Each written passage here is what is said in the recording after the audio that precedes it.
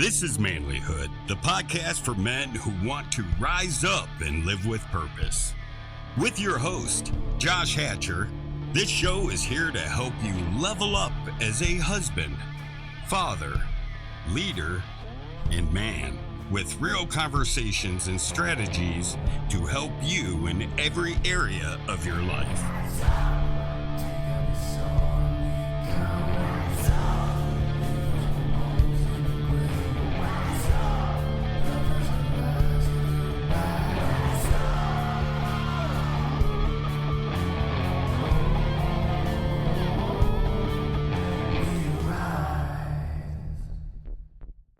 Hey guys, welcome to Season 8 of Manlihood, and I know that this episode was a fairly recent replay because we had it just back in Season 7, but I wanted to bring it to you again because Victor Marx is a big deal, and this episode is really good. Victor had a really interesting conversation with me, not just on the air, but off the air. He asked me the question, he's like, how did I get on your show? Manlihood is important, I think. I'd like to think it's important, but honestly, guys, we're not that big of a show. And it kind of didn't make sense why I got through the noise, right? It didn't make sense why my little show got through to his people until afterwards when we talked. And he realized, oh, that makes sense because God put this together. Because there's some things going on in my life and in my family that put us together. Him and I got put together. It was a divine connection. And we talked through it, and he was really encouraging to me, and there was some encouragement for my family, and it was a divine appointment. And I'm really grateful for his encouragement and his friendship that resulted as a result of this conversation. You know, it could have been actually a little bit frightening, to be honest with you. But in the end, it ended up becoming very helpful. He talks about, in this interview, something called the Retooling Prayer. Now, I know that Manlihood is not specifically a Christian podcast. It's interesting how Season 8 is shaping up, because a lot of my guests have been Christian. It's just the way that it's worked out. And so as you're listening to the episodes throughout the course of this season, you're going to hear a lot of talk about Jesus. And don't let that turn you off. Don't let that scare you away. Just listen and learn and consider. But when Victor Marx talks about this retooling prayer, if something just like feels like a fishhook stuck in your heart and tugging at you, and you want to know more about it, take him up on his invitation, because I reached out to him and I'm like, hey, I think I need some help with that. And he connected me with his people, and they walked me through it. In fact, honestly, if you feel like, hey, I need help with it, they sent it to me. I could walk you through it if you feel like you need that. It was pretty simple. It wasn't that complicated.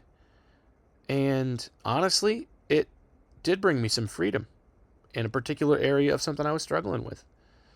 And it was not any weird, like, roll around on the floor and, speak in tongues, crazy kind of nonsense prayer. It was just a simple acknowledgement of things that I had held on to that I shouldn't. And it was spiritual, and it was genuine, and it was real. And they just prayed with me over the phone. But I sensed something, and I felt something, and I acknowledged something, and then I let go of something. And then I had freedom. So, anyway, I know it sounds crazy, and I'm just explaining it right now when you haven't even heard what he's talking about yet. So, when you listen to the episode, and you hear him talk about it, if it's something you want, reach out to his ministry and find out more. Ask me about it. I'll tell you more about it if it's something you want to know about. That's all I'll say about that. In the meantime, let me tell you about Victor Marx. This dude is the real deal. He is a high-risk humanitarian, which means he goes in where people are being held captive, and he goes in with weapons, and he sets them free. I think a lot of people talk about setting captives free and they don't actually do anything. This dude actually does something. So he walks the walk. He doesn't just talk the talk. So he's worth paying attention to. So yes, you're listening to Manlihood. I want to encourage you to make sure you check out Manlihood Plus, where we've got all kinds of bonus content, all kinds of bonus episodes available for you. You can subscribe to that for a minimal fee at YouTube and at Spotify. Make sure you check out our apparel at manlihood.com/store. I would love for you to be able to help support the vision of helping men become even better men by supporting these things at Manlihood. But in the meantime, and without any further ado, let's get into our replay episode with Victor Marx. Victor, sir, it is great to have you on the podcast today. Big fan of the work you're doing, and I would love to be able to introduce you to my listeners today. So, how's it going, man? It's actually going good. You and I both know how busy life can get, and we're just back from Iraq about 3 weeks on our latest mission, and we've been nonstop. We've had to reschedule some media, but yours is the first one I'm doing. And it's like I was telling you before, I was like, how did you get me in my schedule? And because I guess we were the most trending story this past week with me asking for prayer for the Biebers. That went nuts. And but it's always interesting because my team really vets people. We're humbled by the number of requests that we get daily. But there's something about you, brother, that got you through everything. And this is what I think it is you don't represent the superstar podcaster, right? And you represent the average man who wants to be better at being a man.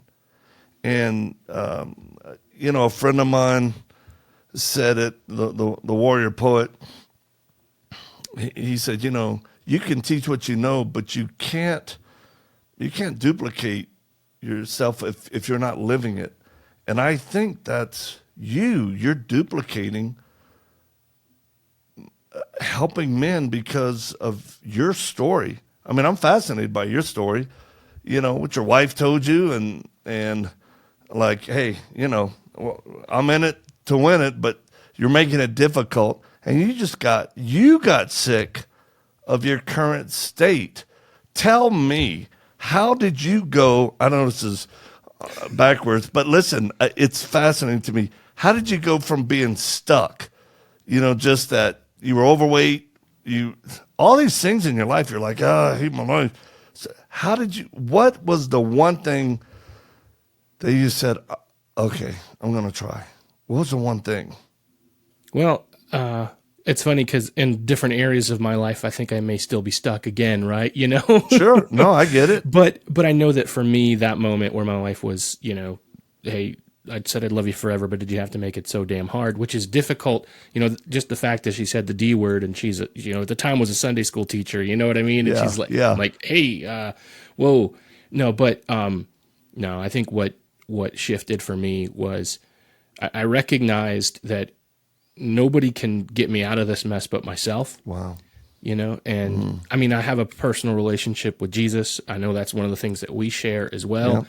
Yeah. And, I think I was just sitting there waiting for him to pull me out of the muck.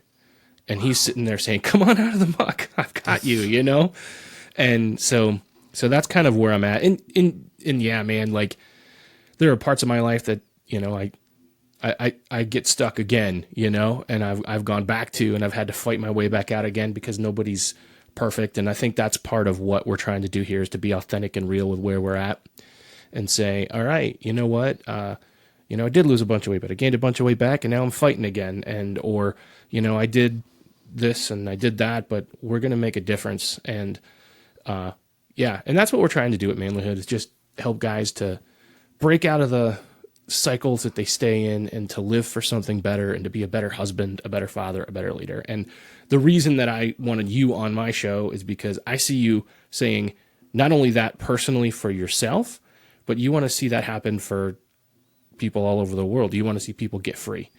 And I think that's what I wanted to talk to you about, especially, man, is like it's not just about your own freedom. It's about everybody else's, right? Yes.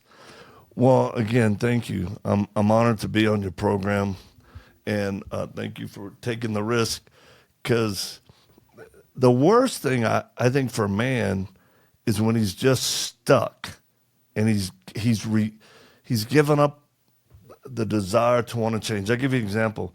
So I've done work in Burma, Myanmar, right? Amazing organization, Free Burma Rangers. I am actually a Free Burma Ranger. So, and with Dave Eubank, but this was years ago. But you know, these folks, tough as nails. I mean, they can out-hump me, run, jump. I mean, just the tenacity's unreal. I was there to help them learn how to shoot, do blade work, do certain things better. But this is what's interesting, and I don't share this much, and I'm not taking anything away from them because, again, unbelievable people. You want them on your side in any type of conflict. But they're not swimmers. They're a people group that don't, when you live inland, you have rivers, but people don't swim. You'll bathe or something, but not swimmers. So when they're being trained with rucksacks and all this stuff to jump in the water or off a bridge and swim to the side, that's all they have to do, is swim to the side. And of course, you know, there's different times of the flood season. But I want to tell you something that they do. When they feel like they've given their best effort and they can't go any further, a lot of them will just stick their hands straight up and they'll sink to the bottom. And we have to be ready. The Rangers that are training them have to be ready to jump in, pull them out. Because they give up. They resolve to go, well, I can't make it, so it's my day to die. And that's like the only, I understand for the mental state, but that was the only thing I was like, oh, no, you must continue to fight until you die. So to me, American men in general, it's the worst thing is for a man to give up in his fight, in his struggle. Life is supposed to be a struggle. It's supposed to be highs and lows. I used to think life used to be like this, wham, wham, wham, wham. Then I started looking, and it's almost like a railroad track. One side is just glorious. The other track is hardship, pain, agony, and they kind of run side by side. And if you look at life like that, I think it's better than the highs and lows. You're like, I just want to make it to the mountaintop. Well, you can't live on the mountaintop. I'm here in Colorado Springs where we're based. I couldn't live at the top of Pikes Peak, 14,000 feet or something. No, thank you. But that's the one thing I do believe. And in my stage in life, like I've won, Josh. I live with, next year I'll be 60. And every fear, doubt, wasted energy that I've done over all the years, I mean, probably in the last couple of years, I just really embraced the reality. Wait, I won. Any challenges I had, God was faithful to help me overcome them. But like you got to be willing to do the hard work. A Delta operator friend, I'll never forget, he's PTSD and he's trying different modalities. And one of the times I talked to him, I said, Greg, Greg Birch, he's Ironhead, he's a legend. I said, man, what really got you through? He goes, Victor, try a lot of things. He goes, it all boiled down to this. You got to deal with your own demons. Every man's got to do the work. You can get assisted, you can get help, but you got to do the work. It reminds me of like when I was in the Marines, humping up in boot camp, they called it Mount Mother at the time. And you got full ruck, weapon, and man, you're just, doesn't feel like it's going to end. Every once in a while, a buddy behind you would put his hand on your pack and not push, but just support you, give you a little, And for a few seconds, it was easier. You kind of catch your breath differently, and then he takes his hands off. You do it for the next person. And you'll get people to assist you like that in life, but you still got to do the work to get up to the top. Man, great picture. I love that. Victor, you talk about your work with the Free Burma Rangers, and I know you've described yourself kind of as a high-risk missionary, which I think is a great a great description of what you do. When I think of a missionary, I think of like a little old lady teaching Sunday school. So right. What in the world are you talking about? Like, what do you do? Yeah, that's a great question. I do what I never intended to do. How is that? Okay, the only thing I've ever really desired, is to seek first God's kingdom and his righteousness with all.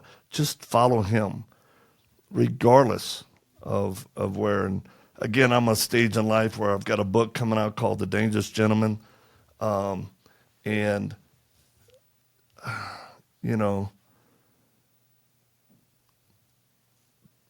I talk to people about, like, people would admire you for your success, but they'll relate to you because of your pain.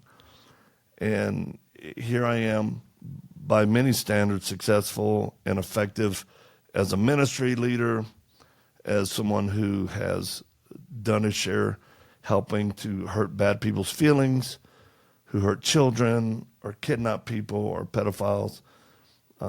So much so that, I'm required at certain places to have security,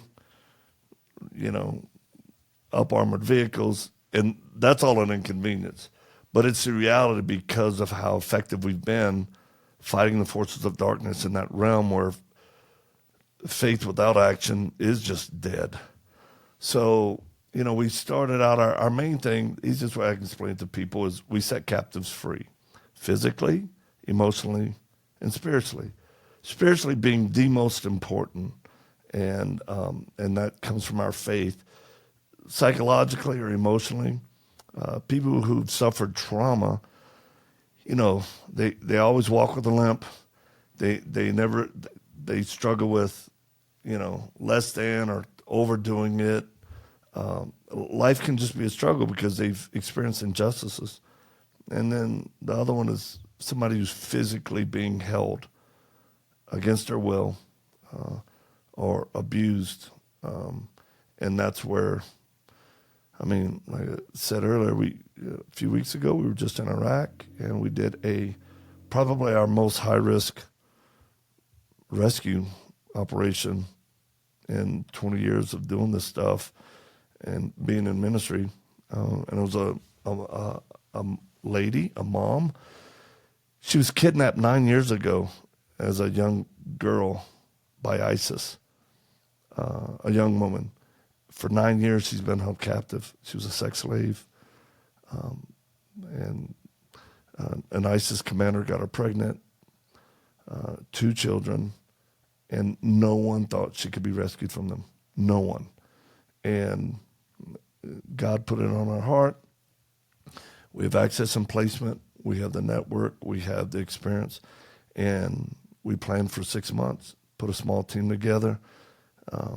5 different countries kind of were involved in one way or another. And then the execution was about 5 days. And of all things, my wife, Eileen, my bride, she was a point person and made first contact with a woman and her kids. I tell people, it felt like a cross between Jason Bourne movie and Ocean's 11. And I had a former Delta team guy, a CIA legend, all the guys that I handpicked for this, unbelievable experiences. Between them all of us, thousands of missions together, but this was unreal. And I would say that's kind of the most extreme stuff we do. Here in the U.S., ATP Ministries, we have a task force protecting children's innocence. I nickname it the pedophile hunter, force, but we are working with and through law enforcement, very specific. This is key. Because when people say, oh, you do counter human trafficking or sex trafficking, I go, no, we don't work in the area where an adult woman at some point is making a choice to prostitute herself out. We're not putting those target packages together for police to do a sting, and really nothing will change except somebody gets to say, we did 11 arrests. The guys are going to be, the guys aren't going to do any hard jail time. Most of them get a $75 ticket, and the women will be back out earning money that way. We don't mess with that area.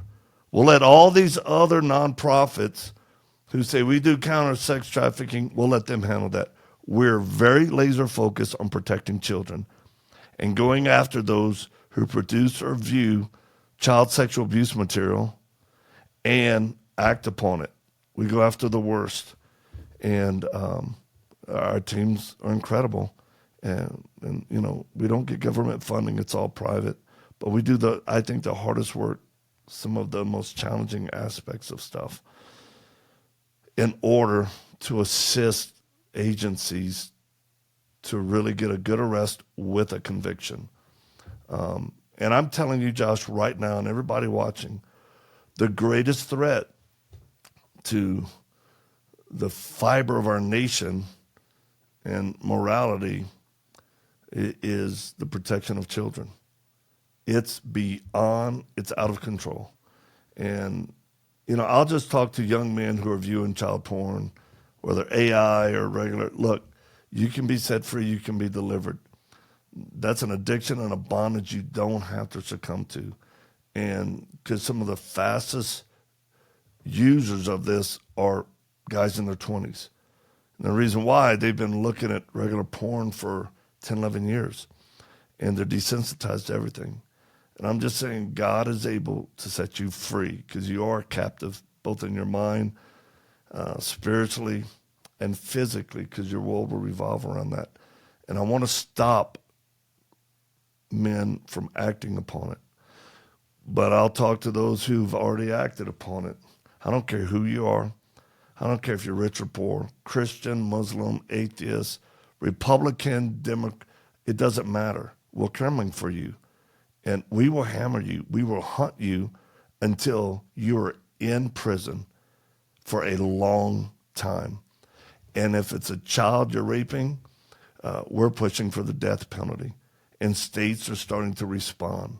So you can still repent, but you're going to face full consequences from us and those who we work with in law enforcement. Yeah, you are doing a lot across the board, working with guys to try to end and free people who are in slavery in various kinds, right? And especially, so I'm looking at that and I'm saying most of us are content, and it shouldn't be this way. Right. We're content to sit back and pay our tax dollars and let somebody else take care of it. Right. Why you? Why are you the guy and your team and those guys? Why are you the guys that say, this is up to me, that I'm going to do this work? Why you? Yeah. Well, a few reasons. One is I know too much truth. I know too much. 31 million views or distribution of child sexual material last year in the U.S. 31 million, think about that. And I don't even think we got 400 convictions in the U.S. of people abusing children, raping kids. So that's a hardcore fact. I just thought this is so unbalanced. And the deal is, and I don't blame police. Yes, you'll get weird cops, you'll get weird DAs who don't want to put judges, they don't want to mess with it. But by and large, law enforcement is overwhelmed. It's like anybody watching or listening, whether your job, whatever you do, could you imagine if you had 10,000 and this is conservative, 10,000 times the amount of work you're supposed to accomplish every day, stacked. I don't care what you do, post office, farmer, computer, it doesn't matter. You couldn't do it. So that's what law enforcement is in. I don't care, FBI, Homeland Security, Sheriff, we've worked with everybody. So we come in and we assist. We do the work. We don't tell them how to do their job. We just make it easy. And they don't have to provide any funding for us. So that's one. The other thing, it is a calling. And I warn men, don't get into this type of work. We have about 1,000 guys on a waiting list who want to be on one of the teams. And, I'll have men go, hey, man, I want to get involved. And I go, for what reason? Why do you want to get involved? Do you want to feel the rush of getting a bad guy? Do you want to feel the risk involved? Because all those are byproducts, but the only reason why you should get involved is for the kids or the women.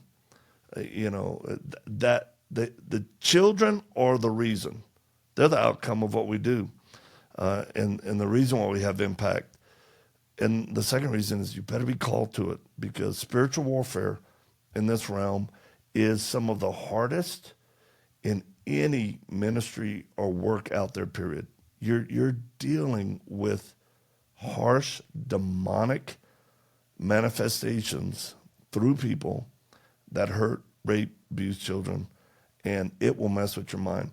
I had a guy, ministry leader for men, really well known, by the way, really well known, and he was pissing me off because, he's wanting affirmation from me on some things, and I'm like, I don't have time, man, yeah. And he ended up texting me because he had my number, and he's like, hey, man, why you putting me off? You're not answering my text, all this type of stuff. He's like, we got a problem? He's like, we have a problem. I'm like, you bonehead. All I did was send him a picture of a girl hanging upside down by her ankles.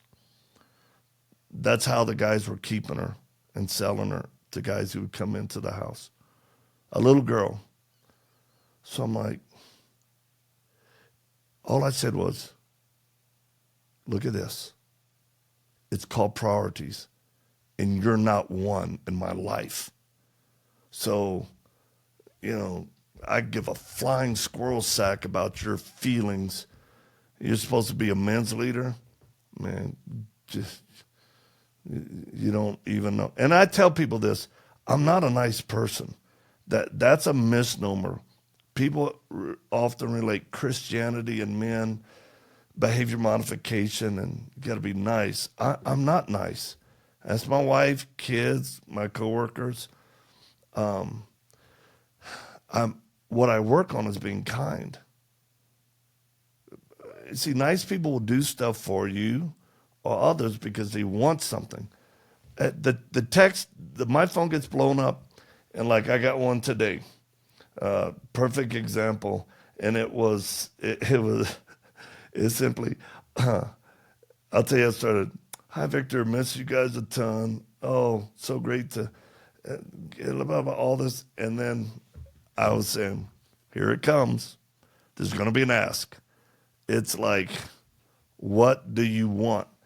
And again, most people are building their kingdoms, and if I can help them, I'm all about it. But very seldom is it reciprocal.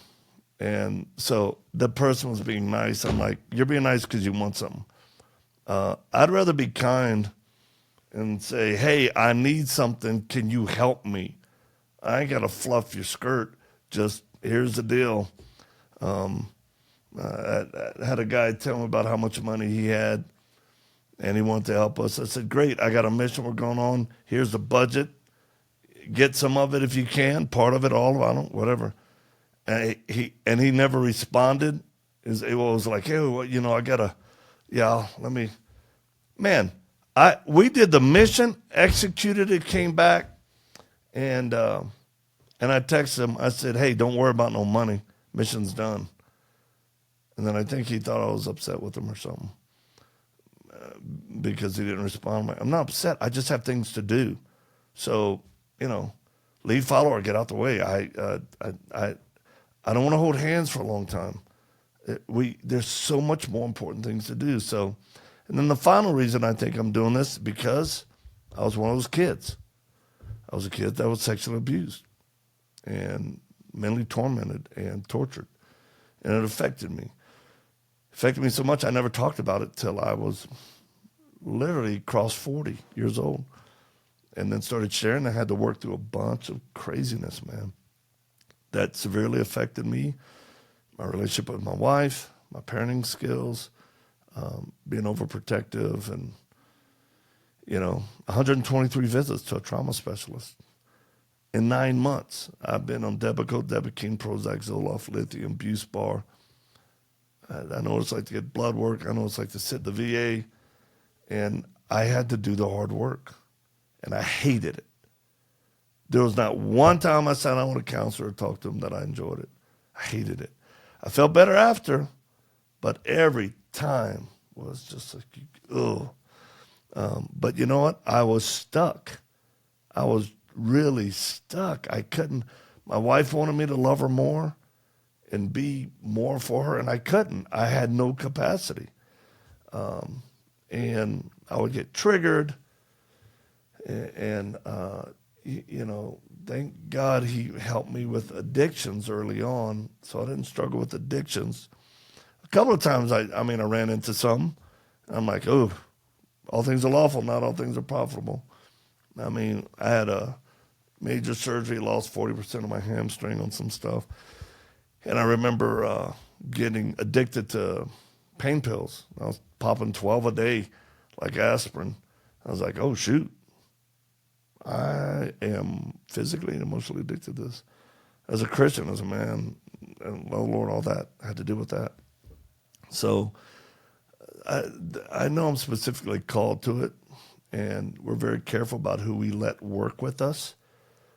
And I tell people, if you want to make a difference with what we do, well, do hard work. Pray for us. Very few people will pray like it matters, right? Pray like you just got diagnosed with cancer. Like with that type of fervency. You get a bad report, you're like, oh, shoot. Pray with intensity. The Bible says the prayers, the effective prayers of the righteous availeth much. So we have to pray like really believe in it. Second, send a few shillings our way. We're a nonprofit. We're not poor. We're not broke. But, man, $10 a month, I can tell you what, we got thousands of people that do that. Send a little monthly gift every time. That's their part. And it makes a difference. When you start and people, man, you can really be a force multiplier. And then if you want to make a difference in the whole child abuse deal and kids being hurt or trafficked, man, start in your home. There's not a better way to stop all this nonsense if you just start in your home. Meaning, be careful what you view. Trust me, if your daughter knows you look at porn or you're watching stuff on TV, a young girl will, or developing brain will go, oh, my dad likes that situation, so maybe I should do that in the future, because that's how it works. Plus, the enemy's lying. Be faithful to your wife. Be the best dad you can. When you blow it, tell them. Sorry, you guys. I remember one time I put my fist through a wall by my front door, and I would kind of have an episode about once a year where I would just twist off and explode somehow. And with PTSD, untreated and struggling and all this type of stuff. I remember, boom, and my wife and kids, they moved toward the regular stuff, right? We'll put a picture over it, we'll have, and then we'll fill it in. And because my wife would always feel bad. She'd say, honey, I know that's not you. That's a part you don't like reacting. and that's your but I remember that particular time my kids were, gosh, I think the oldest was 13 or something. They're all grown adults now, but I remember when they went to put a picture, I said, babe, don't. She said, are you going to pass the hole? I said, no. I want that hole to stay right there. And every guest we have come in, every friend, I want them to look. And then I'll dare them to ask the question, because it's pretty obvious. Either somebody's head or fist went through that. And people would say, oh, what happened there? I'd say, me. I'd say it in front of my whole family. I said, I lost my temper. I reacted instead of responded. And it was horrible for my kids to see my anger directed like that. And all of a sudden it'd be awkward and calm. And I'd say, I'm going to leave it there until I feel fully repentive. And no, I don't want to ever do this again. So, yeah, you got to be called to what you do and do it at home. Start at the home, man. And when you mess up, just tell your kids, and hey, that's not a good example of a dad, or a husband. God's certainly not like that. That's just me. Would y'all forgive me? I'll ask God to forgive me, and that's all we can do. It's not. Somebody posted a quote of mine that said it's not about perfection, but it is about the direction. It's like being a fighter. I've had guys over the years, because we used to run martial arts schools, and guys like, I remember one guy was like, I said, dude, you want to fight? When was the last time you got hit? Like, actually got hit, knocked down. He's like, oh, I ain't worried about that. So I'm just asking, because I've been hit and knocked down a lot. So this is kind of just regular to me. And if for some reason you can throw better than me, chances are I'm just going to choke you out, because I'm happy in different areas, from kick, punch, clinch. And I think, men, that's the thing. It goes back to what we first said. Get up. When you get knocked down, and the worst is typically always when you blow it, right? Because it's reinforcing, I can't do it, and the enemy comes in, and it's just, man, you got to take a breath. I'm not great at reading the Bible because of some cognitive TBI stuff and challenges I have, but I'll listen to it, and I'll read when I can. Then I'll listen to Christian music, the kind that helps my soul. I'll do anything I can, and I always take a day at a time. So here's the most important thing I can tell men, like in the real world of just doing it, is you got to learn to take every thought captive. The greatest battlefield we have is our mind. It's not in skill sets. It's not, I brought this. This is actually my newest weapon. It's a signature series. It's called a folding AR. I love it. It's actually a 5.56 that folds up and goes into a backpack, right? Insane. And if you've got a concealed carry, you can carry this thing anyway. So that just fold AR. But way more important than physical skills, which I think every man should have, and I think every man should be able to carry his wife, throw a kid over his shoulder. I think every man needs to be able to lift a certain amount, shoot. I think every man should know how to use a blade in a combative situation. Because if you know how to use a blade, if somebody's attacking you with one, believe me, it's a lot better to draw and counter. But these basic things, can you stop bleeding on one of your kids? Or if you were shot or stabbed, could you put a tourniquet on? These basic things, I think every man should know. But the most important, it's not the physical realm, but it's here in the brain. And here's what I do.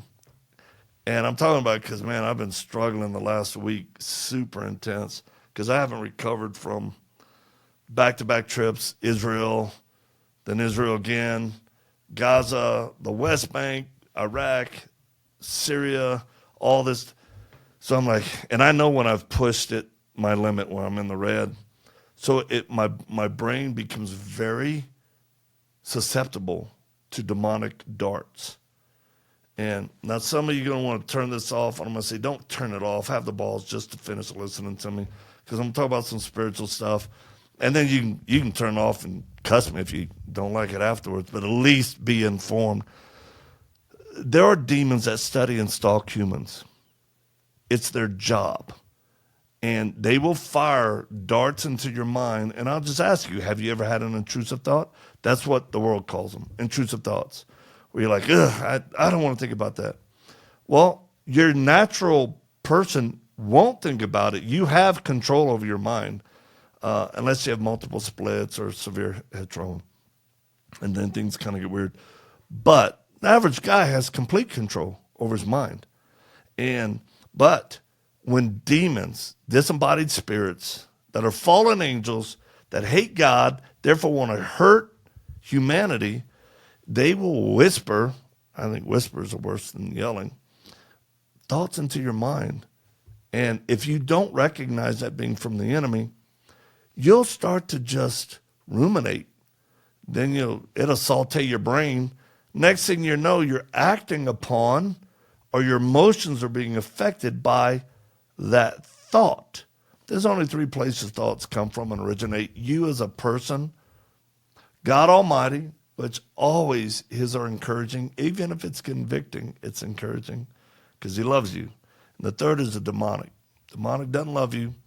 They're wily, they're schemers, they're tricky, and they will always cause dissension, make you doubt God, try to separate you from your spouse, your family, make you feel isolated, and make you feel like you can't. So why should you even try? So here's the secret. We have a film coming out this year about the unseen war. There's a prayer. There's a special prayer that we pray for folks. We've been doing it for years. It's called Retooling. And it takes between, on average, 6 to 10 minutes, sometimes 15. But God has given us the ability in this tool, it's just a tool, to be able to find out if there's one or more demons that's studying Josh, lying to him, driving him. We can find out how many there are, what lies are telling you, when they came, and then actually you can get real freedom. And I would say guys who are stuck in a cycle or something, if you've never been prayed for with this authority of Christ, you ought to do that. You can go to victormarx.com, send an email in, and say, I would like to be retooled. And if you're addicted to porn, what we ask you to do first is go online and take our Restored course. It's a short course about struggling with porn. But I did it with a former porn star, Joshua Broom, who's a great guy. And, we were both laughing because here, my dad was a pimp. I come from a blown up background. He was in the porn industry, and his dad never cared. But we had all these issues. We struggled, but when God saved and set us free, both of us, when we met our future wives, we didn't sleep with them. I didn't sleep with my wife till I was married. He didn't sleep with his wife until they were married. We actually did it God's way. I was laughing while we were filming. I'm going, we're the two most unlikely dudes for this to be happening, which proves. And then neither one of us are addicted to porn.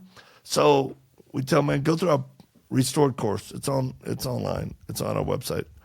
victormarx.com/restored. When you do that, then you ask for prayer, and one of our chaplains, one of our prayer folks, will pray with you one-on-one on the phone or Zoom. And you'll be amazed how quick and effective it is. For guys who struggle in the marriage, because people know, what's your secret in marriage? Well, we have a marriage course online. Thousands have gone through it. So this is how we're helping people, Josh. We're reproducing ourselves through these online courses that thousands are taking, and obviously they're effective. And we want to encourage people to do that.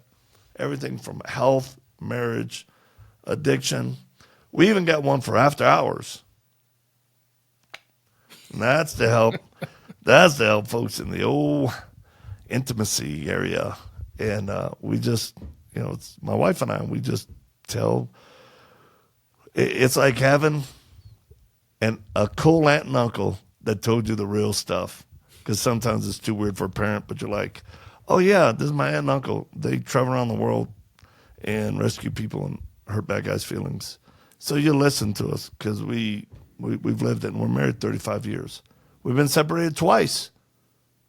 So we know the pain of stuff, but we definitely want to help people, and that's the stage that we're in. To your point of early on, we just want to help people younger than us on their journey avoid landmines that we both detected or stepped on ourselves, and that's why we're being so forthright in media these days. Well, I know I appreciate that honesty and that authenticity, because I think a lot of people don't admit, they don't want to admit that they've got a problem or that they're struggling, and it's and there's a lot of reasons why. But yeah, Victor, I'd like to. I definitely, before we get off the call in a little bit, I want to ask you about your book. But before we do that, and I want to make sure I honor your time here. Thank you. I have a few questions that I want to ask you. I ask all of my guests these questions. Yep. The first one is, what does it take to be a man? That's such a good question.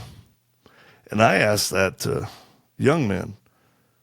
I used to ask that question to young men in prison, juveniles, gang members. I'd say, you don't want to be known as a boy, you want to be a man, so what does it mean? I can tell you what it's not. First, it's not how much liquor you can drink. It's not how good you can fight. And it's not how much tail you can chase and get. Those are all counterfeits. And that would fall into what I believe is truly like toxic masculinity. And I don't use that term because people do. That's not true masculinity. That's not true manhood. Some of the things I learned was out of a book called A Modern Day Night. And it was just pretty simple. It's, a man, he needs to love one woman faithfully, right? He needs to fight for the greater good, something bigger than him, which would always be your family, and then I would say the kingdom of God. And your family, to me, starts with your own kingdom. Every man has a kingdom. Christianity, I think the DNA is messed up with, in order to be a good Christian, I got to be like the guy preaching. That's like, what? No, that's just, he's a quarterback, but everybody has their own part. Show me a quarterback without a line. Show me there's not a defensive coach, right? Down to guys who water the lawn on the field. I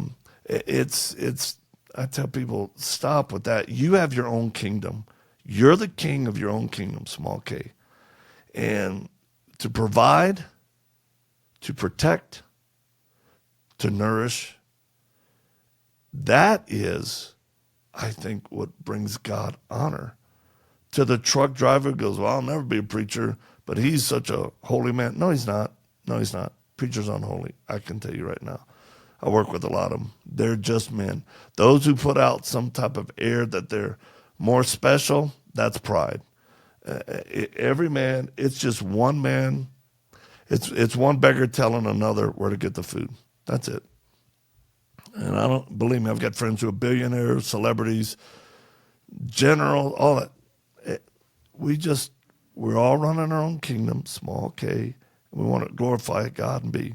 So, I think resisting passivity is a mark of manhood, where it is so much easier. And I'll tell you, for younger men, I believe that nutrition and programming by TV and phone, I believe these are very intentional things, if not by, controlling groups, certainly by force of darkness, to make a man passive. So I tell every young man, go check your testosterone.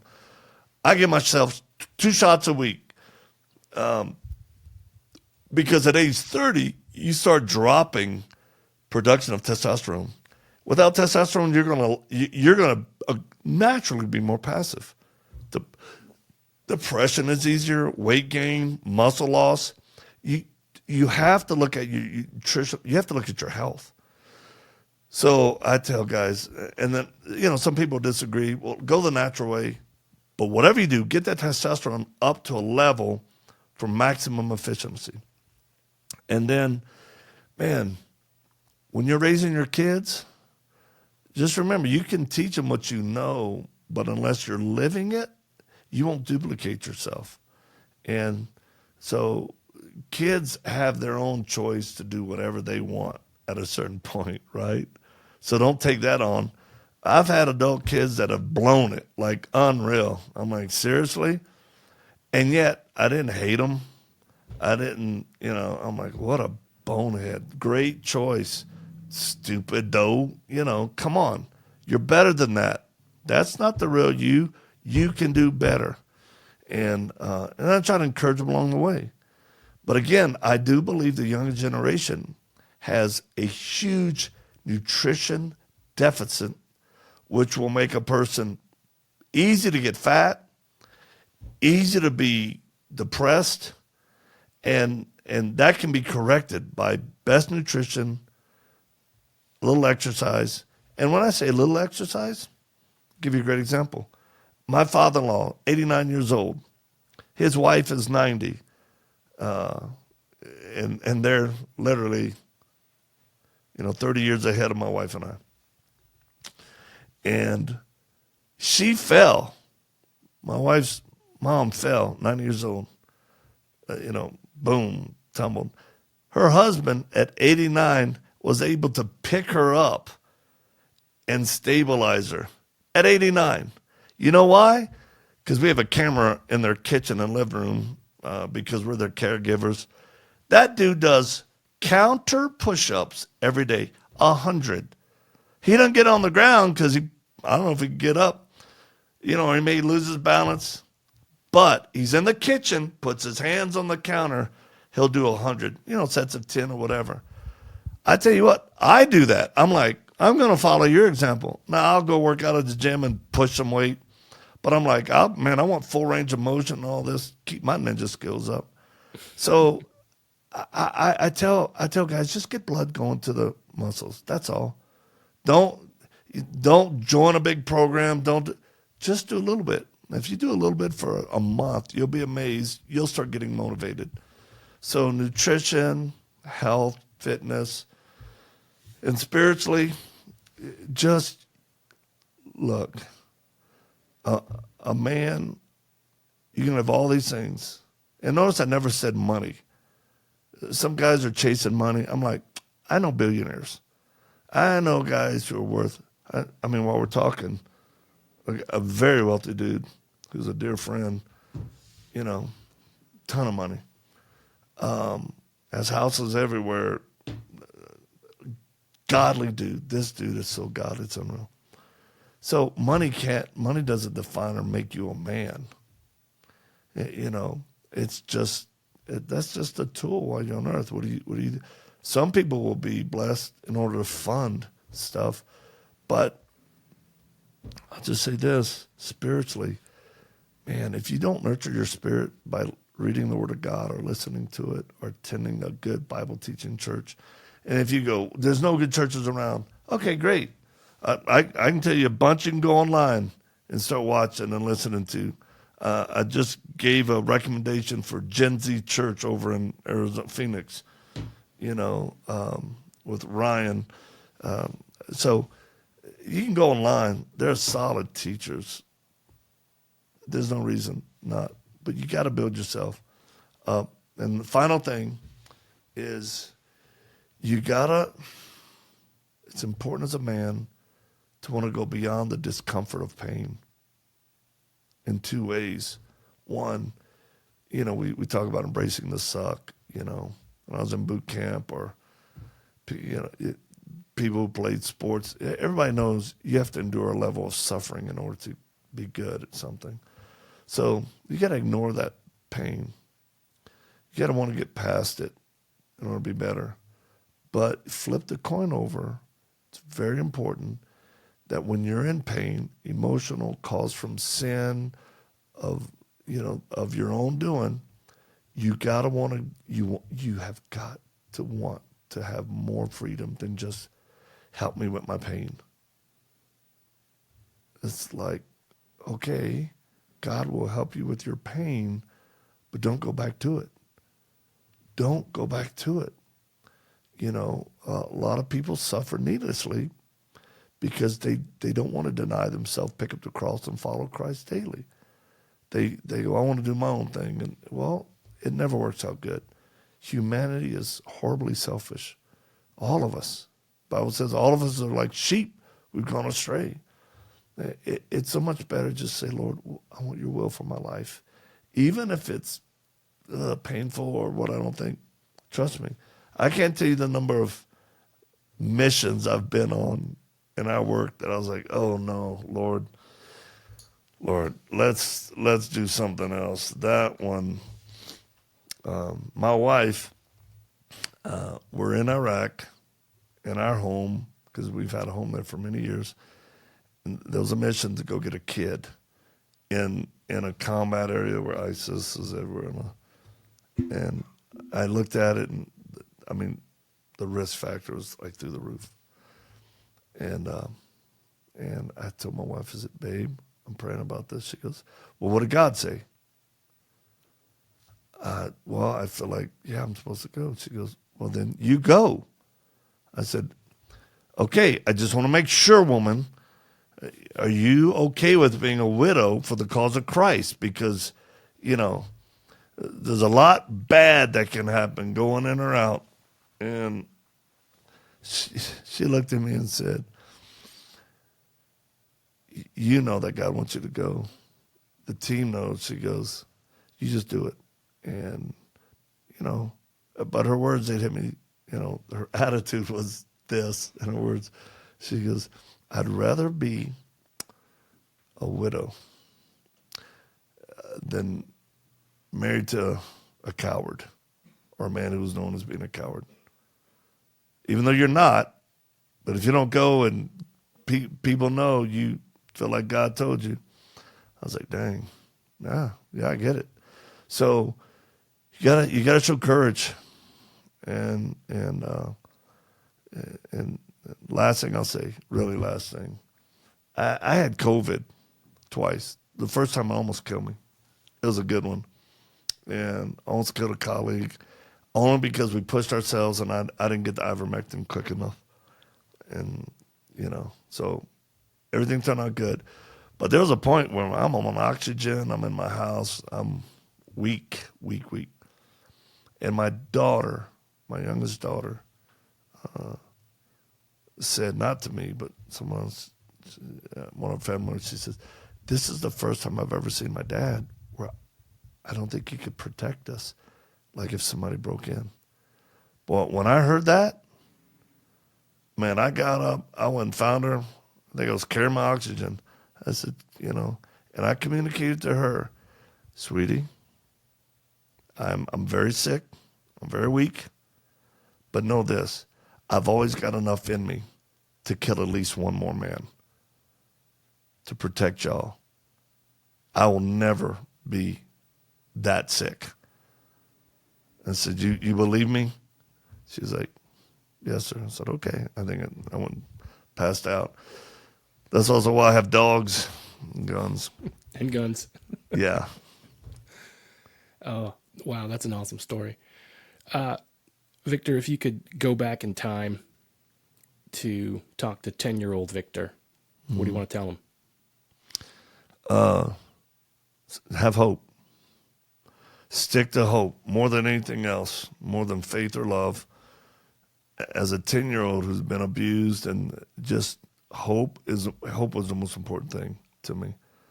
The hope of growing up, the hope it's going to get better, the hope that God will redeem it all, because he does. That's his word. Don't lose hope. That's what I tell him. And I tell him, you're smart, you're good looking, you're very, You have a very high IQ. You They're laughing here in the studio. No, I'd slap him. No. Suck it up, Buttercup. No. Yeah, I would just say, hey, man, you're going to make it, so have hope. Don't. And that's one thing I did have. Always. I always had hope that I was going to grow up, get out of it all. I couldn't wait to grow up. I could not wait to grow up. And every year has always been better. Every year. Yeah, so. That's awesome. I'm looking forward to next year turning 60. Yeah. What is your best advice for the men listening today, Victor? Take every thought captive.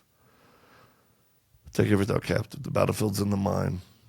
You can do a bunch of stuff and still lose. You know, get the mind of Christ. Take those thoughts captive. Know your authority in Christ. And write a little list of what you want to do. I'd like to lose 5 pounds. Well, then do it. Don't make an excuse. Just do it. I got in trouble one time.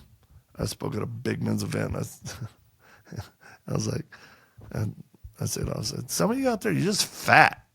I said, hey, don't come up to me afterwards and say, you don't fat shame. I go, but you are fat, and it's a shame that you're this fat. Okay, so stop.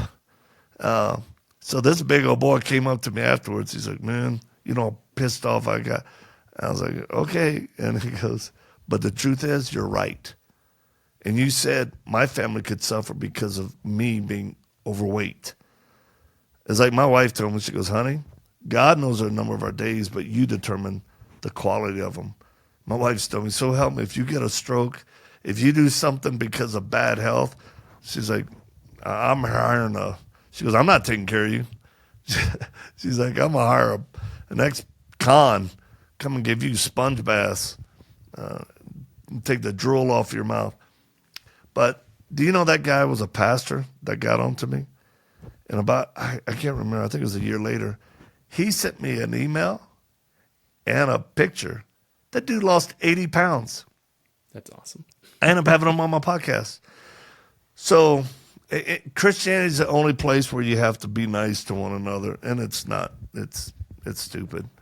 I mean, lovingly, like I told this guy, I said, man, you know, he goes, you care enough to tell us the truth. So, and then, you know, I'd help him any way I could. So, yeah, take thoughts captive. Because you'll hear those thoughts, you're fat, you're worthless, you're not going to be able to do it, and go, wait a minute. That's the enemy, because it's making me feel oppressed, right? Versus someone loves you, go, dude, drop 5 pounds, write it, celebrate it. You can do this. Knock it off. I had Dave Eubank. I'll never forget, we were in the jungle. And he goes, Victor, don't ever get out of shape. Don't ever get fat. I'm like, what? What are you talking about? You know, I just did 25 miles with you, and I'm dragging my leg. I never forgot that. It was a nice little, So here I am, still working it, and beside, I got to keep up with my wife. So, yeah, man, take every thought captive, get in the Word. That's the most important thing, because it will help you with everything else. It will help you with everything else you want to do. Seek first the kingdom of God. It's when you start going after those other things. I'm just going to get in shape. I'm going to drop weight. And you're leaving Christ out of it. It's like, but for what reason? I was working out not long ago in our gym facility, and I found a stairwell to the roof, and I'm climbing a stairwell with kit on. I was kind of trying to hide myself. But why? Because, you know, I was in Israel, had to get up on a roof, climb a ladder, and it was kind of a hellhole where you push yourself through. I was struggling. I was like, oh my gosh. And 2 of my guys were with me. One was like, hey boss, come on, let me help you. The other one's videoing me going, oh wow, Victor Marx, a legend. It's like, you know, remember, if people aren't hassling you, they don't love you. Real quick, as we close up, why don't you tell me about your book, Dangerous Gentlemen, and what it's about and where we can get a copy of it? Yeah. It's really just a combination of stories, how I've lived life, that I think will motivate and inspire men, because that's the stage of life I'm in, you know. I thought I was kind of done with it all, but again, 3 weeks ago, we're out doing a rescue. I'm going, Lord. So, Dangerous Gentlemen, nobody knows this, but it's funny. Bruce Jenner, who's known as Caitlyn Jenner, is a friend, is a dear friend of mine. I mean, he's opened up his heart and told me deep things and tears, and I like him, right? So I just spent a couple hours, we had coffee up in Malibu, and he invited some friends of his. He calls it his inner circle of trust. And these are all, you got to be 60 plus to be in the club, right? But they're all successful actors, directors, businessmen, all just, they've all accomplished it. Nobody's trying to do or be anything anymore, because they are. So Caitlyn, you know, I got him a copy of my book, because it's coming out. And he introduces me at the table to all of his friends. Hey, this is my friend Victor. He's a Dangerous Gentleman, which was so awkward, because I'm like, oh, wow. I just thought it was a good title. The people told me this would be a good title. I was like, yeah, I didn't know I'd be introduced like that. So I was like, I put more emphasis on gentlemen. But at one point I was like, look, here's why we need men. Our nation needs men, protectors, providers, the warriors, and I kind of getting hyped up on it. Caffeine was working. And at one point I was like, we just need men to warn. That's what manhood is. I said, right, Bruce? He goes, yeah. And then I was like, I mean, Caitlyn, he's like, what the F? Who cares? I hate pronouns. Stop, Victor. You know, he's like, people make, he can't stand for it. But to his credit, he's like, and he wouldn't mind me saying this, but he's like, Victor, Bruce is still in here. Bruce is still in. I go, I believe you, man. I speak to the warrior in you. You know, he goes, I have a mental health issue. You know, gender dysphoria. It's real. So I think Christians and people, it's a complete paradox when they see me with a book as a Dangerous Gentleman, and one of my friends is, you know, Caitlyn Jenner. You know, I just say Jenner. But, you know, there are some people that have mental health issues that we got to support and love and help. And the other thing is, with the book, it's such a fast read. Teenagers are devouring it. You know, I spoke to a bunch of Navy SEALs, active duty. They got a copy. It's and you can pre-order it right now on Amazon to get it.